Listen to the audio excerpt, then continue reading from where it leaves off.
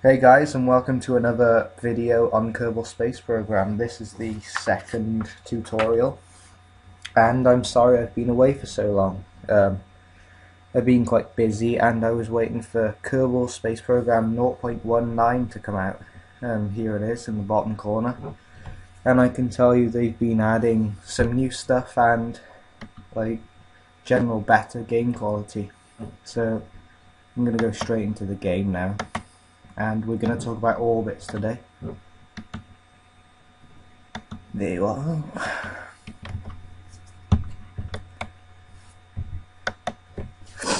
Just loading up the game now. Right, so I'm going to go into the vehicle assembly building. That's the large one in the middle. And I'll see you when we get there because my computer's really slow at the moment. Hello again, and we have... Oh wait, there, some weird windows. Right, we have this rocket here, which I'm going to hopefully take into orbit and then back to Earth again. So I've got a first stage with some small rockets and 3 fuel tanks and a tricoupler. The second stage with a fuel tank and a smaller engine, and the third stage, which is a kind of lander with some landing legs, a ladder, and a even smaller engine and a parachute on top, and a one-man command module. So we're only going to be taking one man to space today, unfortunately. So the new parts in Kerbal Space Program are let me see. We have utility, right? We have some new rover wheels, which look like this, and they have various impact tolerances, and if you go too fast or you hit them down too hard, they will break and you'll need to get out of the capsule and fix them again, which is quite cool. There are 3 types of wheel that they've added. This one, and this one's quite a large one, so I'm going to zoom down. This one, it's massive. I can't even attach that, so yeah, you get what it is. These 2 can steer themselves and are powered by the, what do they call it? I think it's like the radioactive thing, maybe. I can't even see where it is now. Where could it be? Utility? There. No. There it is. The radioisotope thermoelectric generator, or RTG, right? And I think each wheel needs one of those to like power it. And I think it may need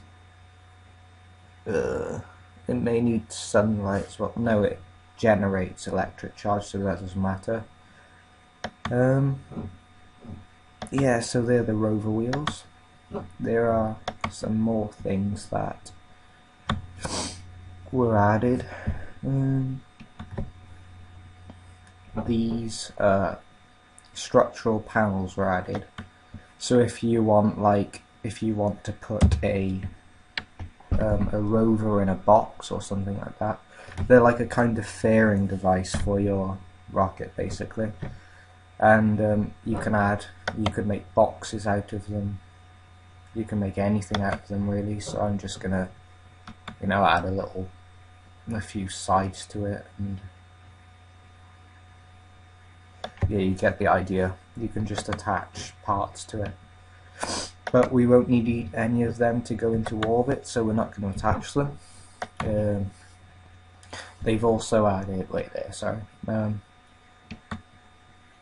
they've also added these, I think they're beams, I'm not sure, I've never used them before, but they just, I think, stock stronger struts to attach things to, and they have a higher impact tolerance probably. So also another thing they've added in 0.19.1 is atmospheric effects. So when you're going at high speeds along, well, the ground or very low altitude, you get a white effect, like the air passing past you. And up in atmosphere, when you are re-entering the atmosphere, they give an orange effect, which is the re-entry heat. These are totally just for show at the moment. There's no heat. Probably in the next update they'll make actual like effects on your spacecraft. I think we're ready to go actually, but I think I'm just going to add some winglets just to control it better. And today we're just going to be talking about orbits.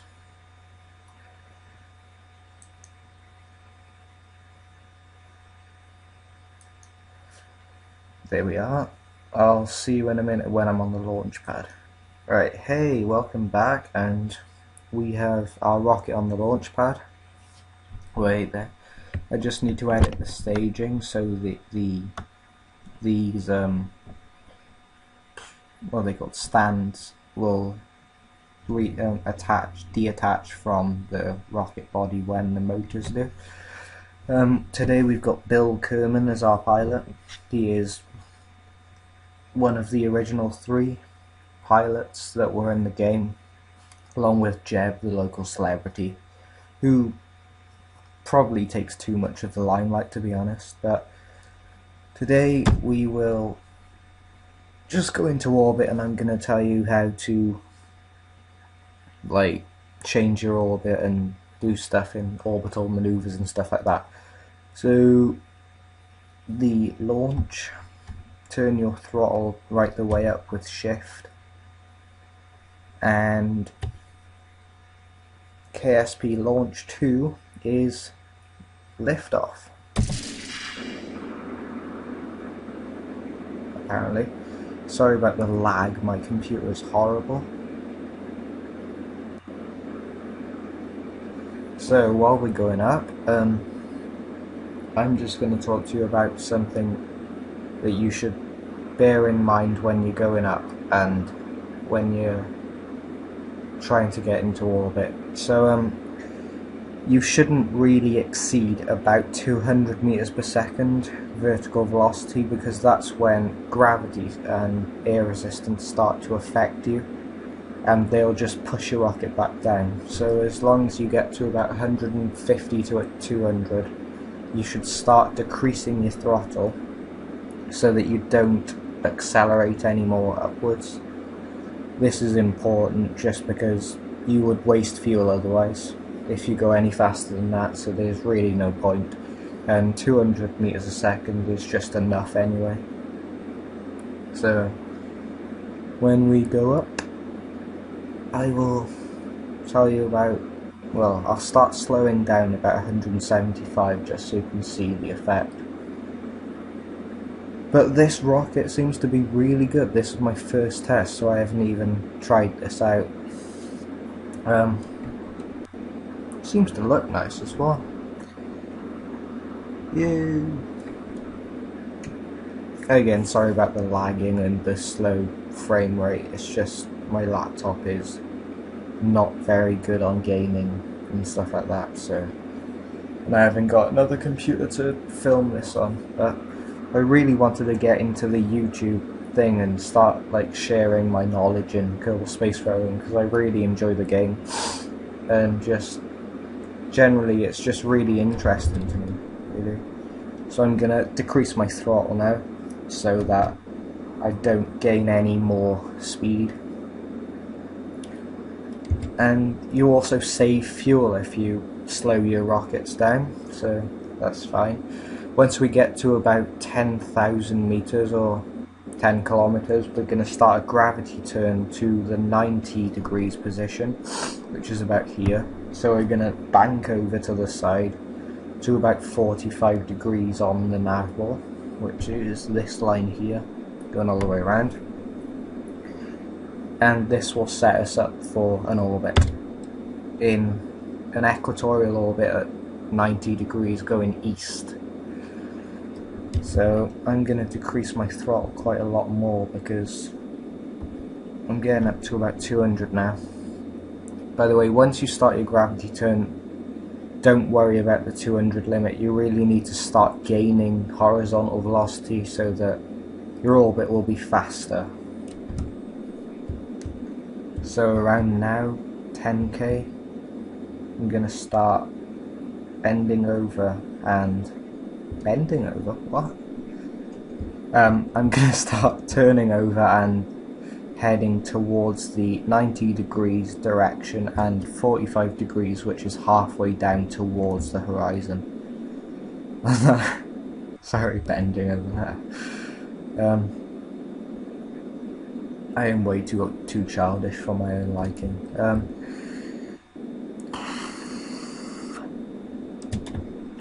Just increase the throttle a bit so that you can turn faster, because this is very, very horrible to maneuver, unfortunately.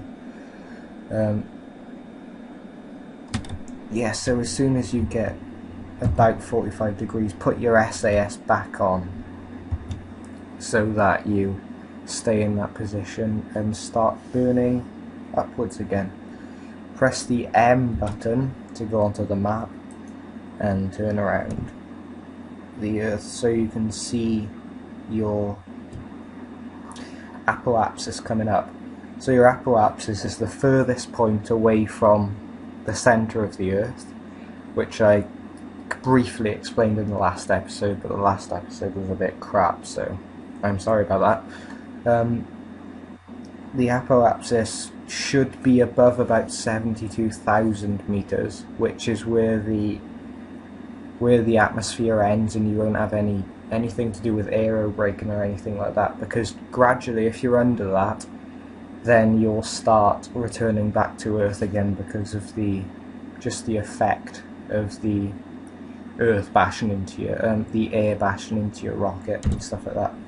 So we have to watch our fuel now, which should go, it's gone pretty much. So detach this stage and begin with this rocket again, which is a smaller rocket, but it's okay because there's less gravity, there's less air resistance up here and less mass of the rocket, so weight is going to have less of an effect than it did on the on the surface of the Earth. We really need this apoapsis to be above 72, so I'm going to make it about 90 to 95,000 meters or kilometers. I'm going to start using kilometers because it's just easier than saying 1,000 all the time. But this should start burning over now. I'm just going to adjust my thing, my vector to point in prograde. 61, we're getting there. We have plenty of fuel left, I'm not worried about that. But as you can see now, we are starting to build up the orbit. 70, so if above there now, if we just time accelerate to that, we'll be above the atmosphere and air resistance won't have an effect on us. But I'm just going to continue going just to be a bit safe, just to, just so I don't crash back to Earth again in a tutorial, because that won't look very good, will it? So I mean, I'm going to stop about right here, and I'm going to have a look how much fuel I've got left. I've got plenty of fuel. And I'm going to warp, time warp, physics warp. I don't really understand physics warp at the moment, but I know it had, I don't know. But I'm just going to warp to the apoapsis, and when I get to the apoapsis I'm going to turn to the horizon on the 90, which is here, and I'm going to burn my rockets at 90 degrees so that my sideways velocity will increase.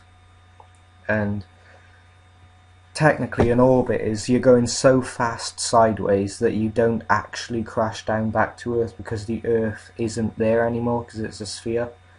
So your orbital velocity is basically, you're trying to land back to Earth but you can't because there's no Earth in the way, and you just go straight past it and you overshoot it again.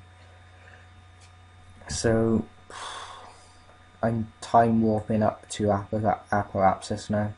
Apoapsis is a really horrible word. Apo-key probably would be better, because apsis is probably just an add-on to that. So aphelion is the Earth's largest point away from the sun and stuff like that, and helion is Greek for sun, I think it is. So I'm going to call it apo-key. Apple key, like on an app, a Mac, sorry. So just before the apoapsis I'm going to stop warping, and I'm going to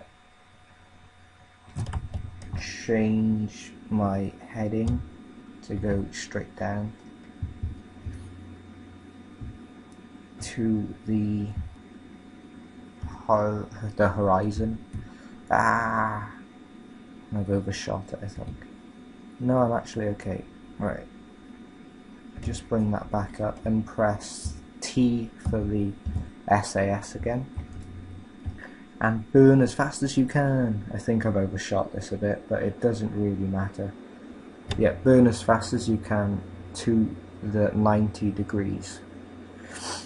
For as long as you can with this engine, because this is a powerful engine and it's going to get you a long way compared to the smaller engine I've got on the next stage. So as you can see, the apoapsis is slightly increasing, so that's okay, but we've gone past it. You shouldn't really go past the apoapsis when you're burning for an orbit, because that means you're burning back into the Earth again.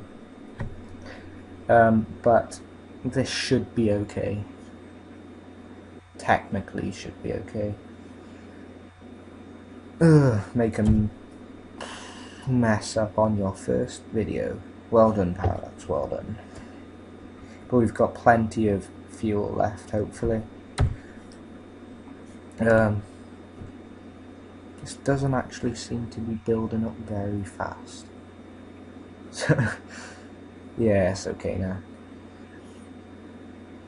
And I'm hoping for a smooth transition between actual stages. So I'm gonna go back onto this page, this view again, and when this liquid fuel gets to 0, I'm just gonna press the space bar, and this bit of the rocket is gonna fall off, and the engine under here is gonna start firing them. So, there's a lot of waiting in Kerbal Space Program, which is quite annoying, but you can time warp a lot of it, so that's a good feature, because you'd just be waiting for hours on interplanetary missions, really. We're just about getting to naught, engine cut out, and we're on our last motor now, our last rocket, I mean, sorry, and we're almost getting into orbit. So if you are like me and you're stupid and you've overshot it a bit, go back to about 45 degrees, and I don't think this is going to work, actually. I'm sorry.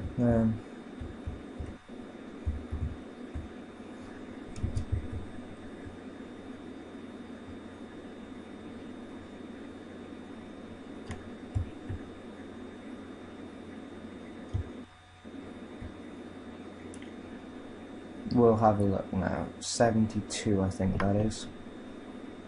Ooh, we'll be fine. Don't worry about that. Add maneuver. The maneuvering system is really annoying in Kerbal Space Program. So I'm going to cut it off about here. And that's about 79 kilometers up from the centre. So the periapsis is the point which is closest to the Earth, and the apoapsis is the point which is furthest away from the Earth.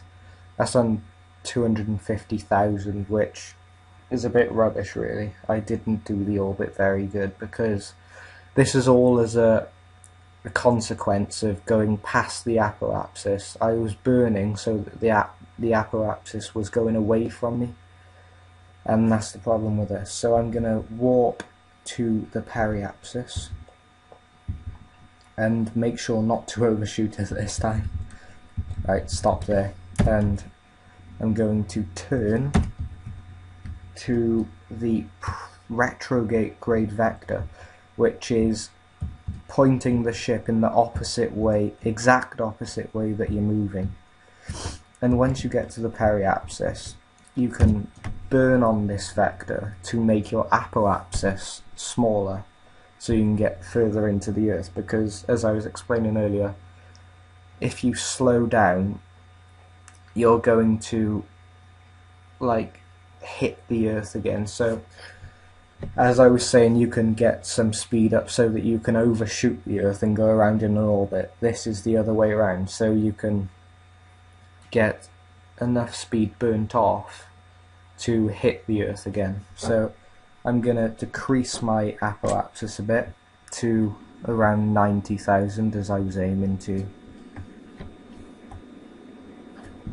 This won't take long because I'm using something called the Oberth effect, which states that if you burn a rocket at its highest speed, the effect of the rocket actually is more than if it's at a lower speed. I think it's to do with like momentum and things like that. It's a very physics-based game, this is. It's really interesting. I'm just going to go for 179, that's fine. So now, I'm going to tell you about inclination. Inclination is like how much the spacecraft tilts across the Earth. So as you can see at the moment, because I messed it up a little bit, this edge is lower than that edge, and we ideally want it in an equatorial orbit. We want it at 0 degrees or at 90 degrees to the, well, at 0 degrees to the equator. So you're travelling along the equator at all times. So to fix this, the easy way for us to do it on Kerbal Space Program is to get the moon, which is here, and set it as a target.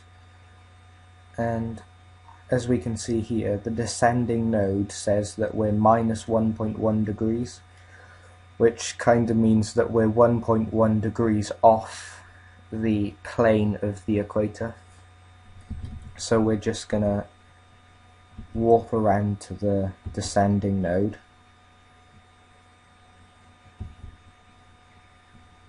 Ooh, we can't warp any faster. Sometimes this annoys me about Kerbal Space Program. You can't warp faster than, well, 50 times when you're lower than a certain point, but it also saves your skin a lot of the time.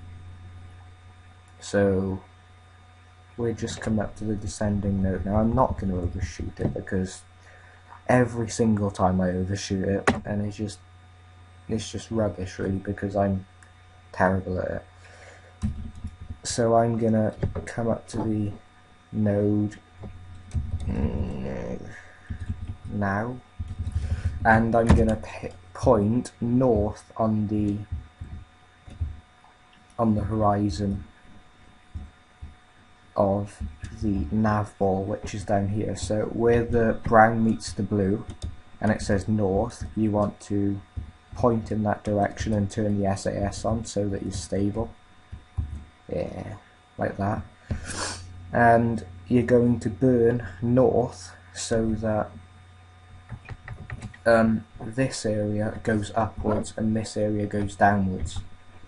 So basically what you're doing is you're getting up here, you're burning north so that you can go further up here. So you can burn now, and when the descending node says 0 degrees, that is when you stop burning.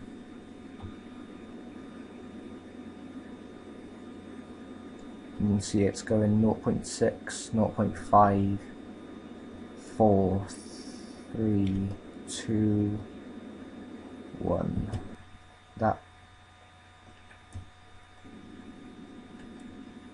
should just about do it, I think. No. Yeah, so 0.1 is perfect enough, really. And we've still got the moon as our target, so I don't really know how to unset target. There are. So now we are in orbit around the planet Kerbin, which is always a good point to be around, and because of the new bug fixing and things like that, we can't actually see the spacecraft on the dark side of Kerbin anymore. So I'm going to have to time accelerate to the daytime.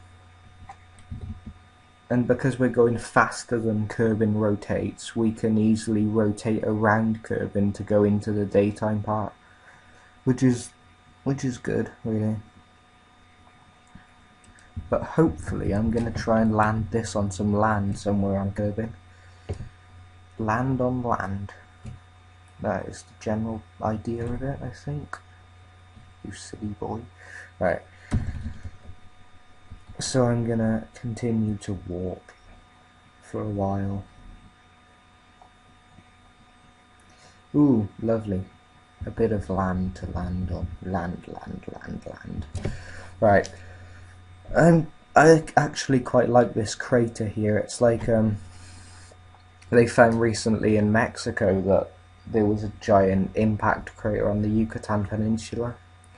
That was quite interesting because there was a series of caves underneath. I'm not sure on the exact details, but there were a series of caves like deep down in the underneath the earth in Mexico, and they extended throughout the sea, out in sea and stuff like that. And they found out that these caves formed a circular pattern, and a long time ago, I think it was when the dinosaurs were around, the massive asteroid hit the Earth and made the crater, and I think that was the demise of the dinosaurs, basically. They found that crater in northern Mexico. You should search it up, it's a really good story. And yeah, that's a crater a bit like that, really. So I'm going to warp a little bit more. And to land here, where my mouse is pointing conveniently now, I'm going to go retrograde again, so not this one, the one with the cross in the middle, and I'm going to burn towards that direction with my rocket. Ooh, perfect. Right, press T again, and I can pretty much just burn now until I slow down enough so that I can hit the Earth again. So as you can see, my periapsis is going down and down and down, and soon that'll be non-existent. If I were to stop now, I would go deep into the atmosphere and still probably land due to aero braking anyway. But I want to land on this bit of land here because I like that bit of land. That looks nice.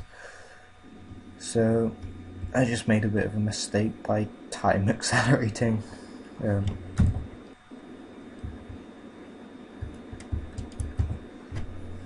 Right, so I'm bringing my periapsis down so far now that it's inside the Earth. And I'm going to aim to land in this kind of deserty area, I think, just by here. So I'm going to wait until this line hits that desert area, just past those mountains, I think. That'll do enough, I think. Press X to stop your engines going, by the way. Yeah, that'll do. by the way, I won't land exactly there because the air will break, will add an effect to break me, so I'll probably end up about here in that area. So I think that's all we need to do in the orbit screen now. So I'm going to go back onto the lovely spacecraft screen. I don't even know where I am. There, right. And I'm going to just accelerate for a while. Time accelerate. Ooh, it's really lagging now. I'm really sorry about that.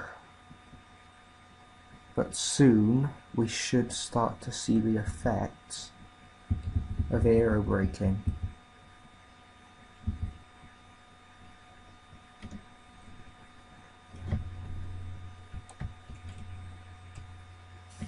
I'm just going to turn this to retrograde. Whoa, it's really laggy. I think it's because of the video recorder as well on my laptop. It's not normally this laggy at all, but the video recorder, I use Camtasia, and I think it doesn't take a lot of the memory, the CPU memory, but I mean, my laptop's quite low on memory anyway, so using a game and a video recorder is quite strenuous for my laptop, I think. But as we come down into this blue area of atmosphere here, we should see the atmospheric effect really starting to take, well, effect on my spaceship. So I'm going to warp until there, and then you can see the beautiful orange brush strokes, almost. I think that's what they used. Brush strokes along the the pointy parts on my spaceship. So now it should start coming, so I'm going to stop warping about here, and it should, in theory, probably start here. Well, look, the orange re-entry heat lines are coming in to my rocket now. In this version there are no actual effects. I think that's going to come in a later version probably. This is just for show at the moment, but in a later version, which will make it even more harder, we're going to have to worry about probably heat shielding and things like that, so that our spaceship doesn't just burn up in re-entry. So as we're coming down, I've got more than enough fuel to land with. You don't really need any fuel to land with on Kerbin if you've got a parachute, because all of the air does all of your braking for you anyway. But if you just want to land about, well, just about under 10 meters per second, which is actually quite fast to hit the ground at, you should, in theory, turn your rocket on a little bit so that you can slow yourself down. And that's while pointing in this direction. So if I turn my rocket round, that should give me a good effect as well on my actual, on my actual rocket from the re-entry effect. So that's pretty nice actually, isn't it? I can't do much at the moment, to be honest, so I'm just going to leave it there.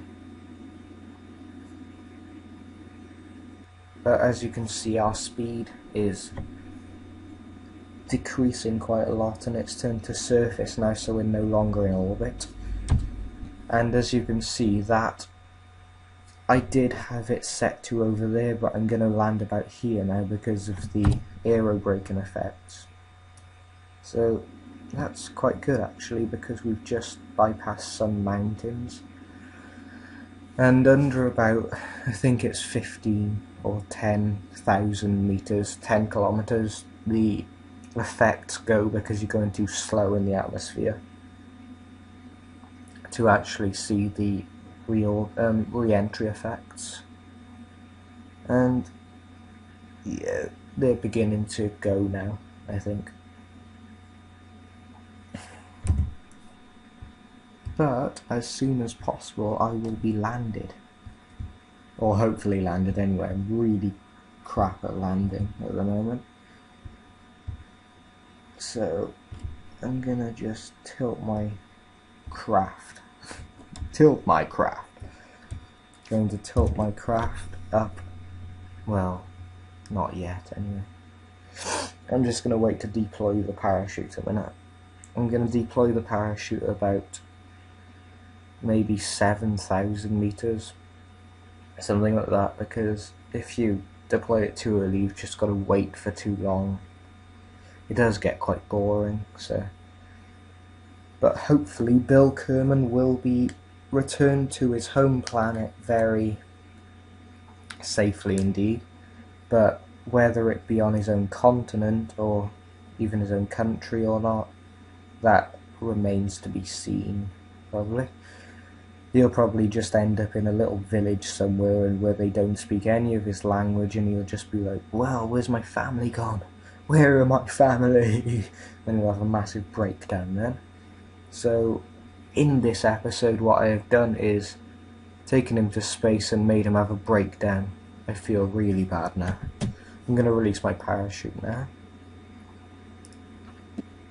The parachute fully deploys when you're about 500 meters above the land. So, well, this one does anyway. I think the other ones have different specifications. But this is coming down nicely now. I'm going to turn SAS off and just let it hang under the parachute, because that should put it into a good position. And I'm going to time accelerate until we get down enough.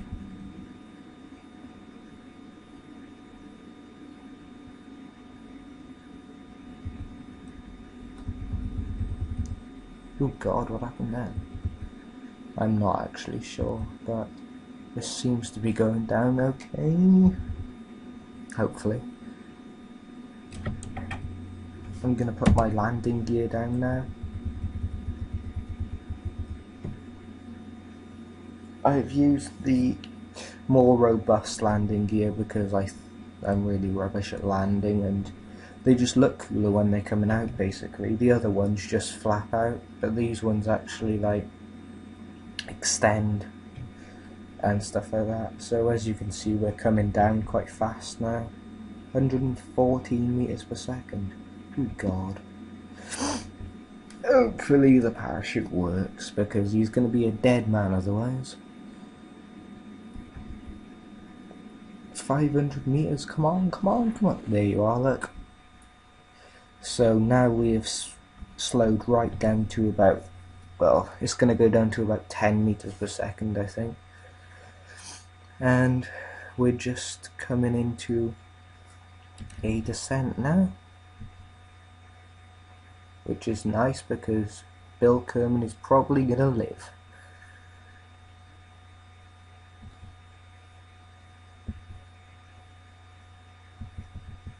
There. Right.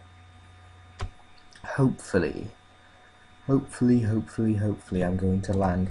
You've got to watch out on the surface of the Earth there for the parachute, for the shadow of the sun, or the shadow of your craft on the sun, should I say. And as you get down, you're just going to put your engine up a bit so that you don't crash into the Earth so fast.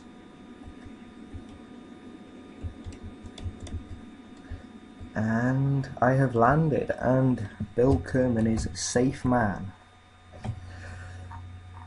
So I'm going to zoom in now and turn around, extend my ladder to the Earth,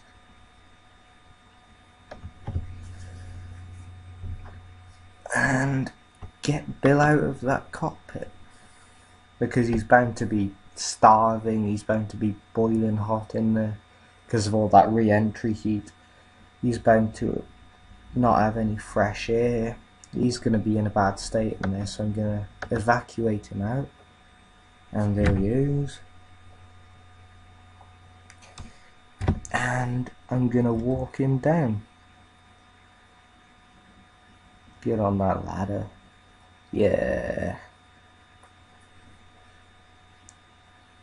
And on that ladder. Oh my god, my ladder design worked for once. This is the first time I've ever built a ladder which is actually good.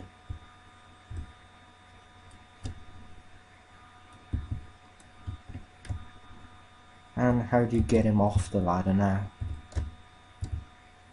Get off the ladder. God's sake. Get off the ladder.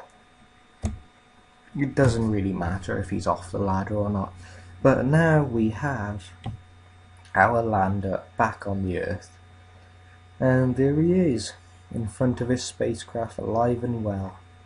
I hope you enjoyed this episode. I'm sorry about the wait, and I've just been generally busy, but I wanted to make sure 19.1 was out so that I could be the latest, on the latest actual version for you, so that you could see what happens in the latest version. And I will see you next time. Next time is probably going to be a trip to the moon, to tell you how to get to the moon and probably land there. So thanks for watching. Subscribe if you want. I'm really grateful of your views and subscriptions, so carry on. Thank you. I've been Parallax. I'll see you in the next episode. Bye.